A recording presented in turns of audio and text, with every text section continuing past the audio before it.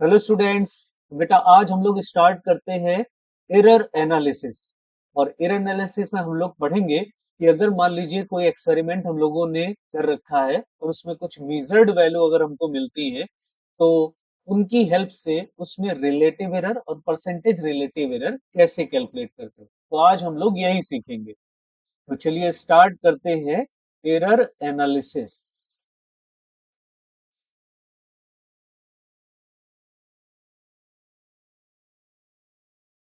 तो suppose that जैसे हमने कोई एक्सपेरिमेंट किया और उसमें हमको कुछ मेजर्ड वैल्यू मिलती है A1, A2, A3 and so on An तक। सपोज दैट 10 मेजर्ड वैल्यू हमें ये मिलती है। तो जब ये मेजर्ड वैल्यू हमको मिल जाएंगी तो इन मेजर्ड वैल्यू से पहले हम इनकी मीन वैल्यू निकालते हैं। तो मीन वैल्यू मीन वैल्यू को हम कहेंगे ए मीन। तो मीन वैल्यू पहले निकालेंगे ए मीन, और मीन वैल्यू निकालने में हम इनका एवरेज लेते हैं। तो A1 plus A2 plus A3 and so on plus An upon n। ठीक है, तो इस प्रोसेस से हमको मीन वैल्यू मिल जाएगी।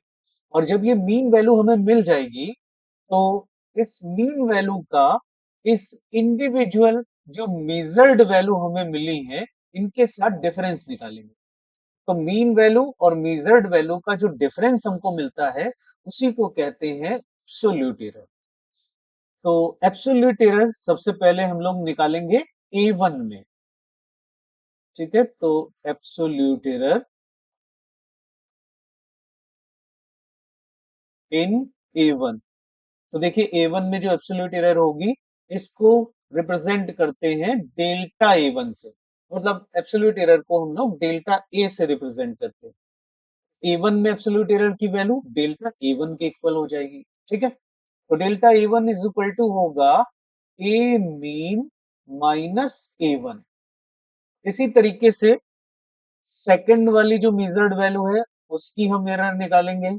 That will be delta A2। तो डेल्टा A2 की वैल्यू हो जाएगी ए मीन माइनस A2। ऐसे करते करते जितनी भी मेजर्ड वैल्यू है उन सबकी हम एब्सोल्यूट एरर कैलकुलेट कर लेंगे। तो डेल्टा ए एन एनथ वाली जो मेजर्ड वैल्यू होगी तो उसकी वैल्यू हो जाएगी ए मीन माइनस ए एन। ठीक है, इस तरीके से सबकी एब्सोल्यूट एरर हम कैलकुलेट कर लेंगे। अब उसके बाद इन एब्सोल्यूट एरर की भी एक मीन वैल्यू निकालेंगे तो उसको कहते हैं मीन एब्सोल्यूट एरर। उसको कहेंगे मीन एब्सोल्यूट एरर, और इसको डिनोट करते हैं डेल्टा ए मीन से। तो देखिए मीन एब्सोल्यूट एरर कैसे कैलकुलेट करेंगे। अब ये जितनी भी ऊपर वैल्यूज हमें मिली है ये इंडिविजुअल जो एब्सोल्यूट एरर हमको मिली है इनकी मीन वैल्यू निकालेंगे। तो देखिए उसमें कुछ वैल्यूज जो है वो पॉजिटिव भी होंगी, कुछ वैल्यूज निगेटिव भी होंगी, क्योंकि जो ये मीन वैल्यू का हम डिफरेंस ले रहे हैं मेजर्ड वैल्यू के साथ। तो अगर मीन वैल्यू ग्रेटर देन है मेजर्ड वैल्यू से तो वैल्यू पॉजिटिव मिलेगी, और अगर मीन वैल्यू लेस देन है मेजर्ड वैल्यू से तो वैल्यू निगेटिव मिलेगी। तो हमें क्या लेना है कि जब मीन वैल्यू हम कैलकुलेट करेंगे डेल्टा ए मीन तो हमें इनके मैग्नीट्यूड्स लेने हैं। जो पॉजिटिव वैल्यू होंगी वो तो पॉजिटिव रहेंगी, जो निगेटिव है उनको भी पॉजिटिव लेना है, तभी हम मीन निकालेंगे। तो mod delta A one plus mod delta A two, इस तरीके से हम सबका एडिशन करेंगे मॉड डेल्टा ए एन, और अपॉन में एन से डिवाइड कर देंगे। ठीक है, तो इस तरीके से हमको मिल जाएगी मीन एब्सोल्यूट एरर। और जैसे ही हमारे पास मीन एब्सोल्यूट एरर आ गई तो रिलेटिव एरर इक्वल टू होता है रिलेटिव एरर इक्वल टू होता है delta A mean upon A mean. ठीक है, मतलब मीन एब्सोल्यूट एरर और मीन वैल्यू का रेशियो। तो इसकी हेल्प से हम रिलेटिव एरर फाइंड आउट कर लेंगे।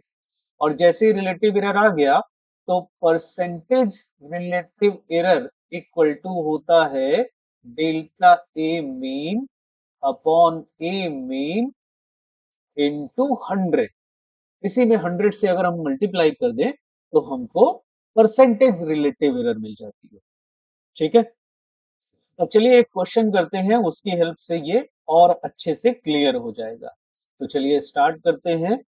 एक सिंपल पेंडुलम है हमारे पास जो ऑसिलेट कर रहा है, तो इसके हमें टाइम पीरियड दे रखे हैं।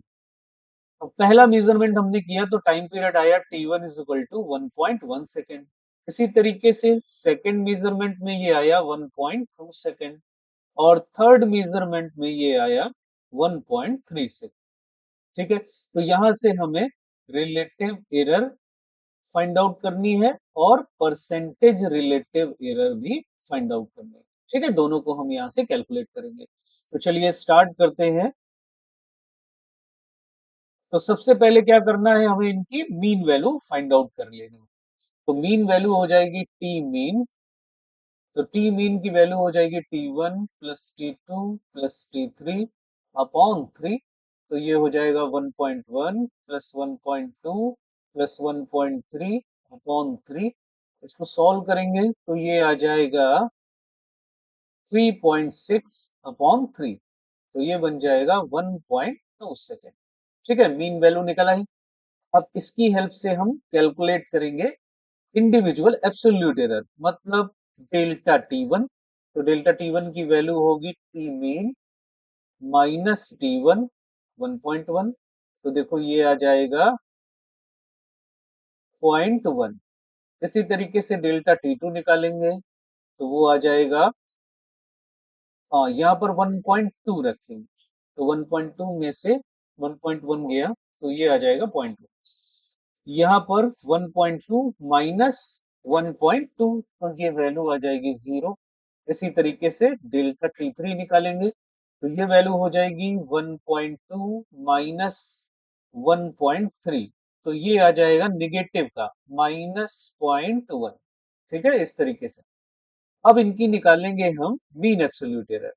तो डेल्टा टी मीन, तो ये वैल्यू हो जाएगी, अब सबकी पॉजिटिव वैल्यू लेनी है तो 0.1 प्लस 0 प्लस 0.1 और 3 से डिवाइड कर देंगे तो ये आ जाएगा 0.2/3।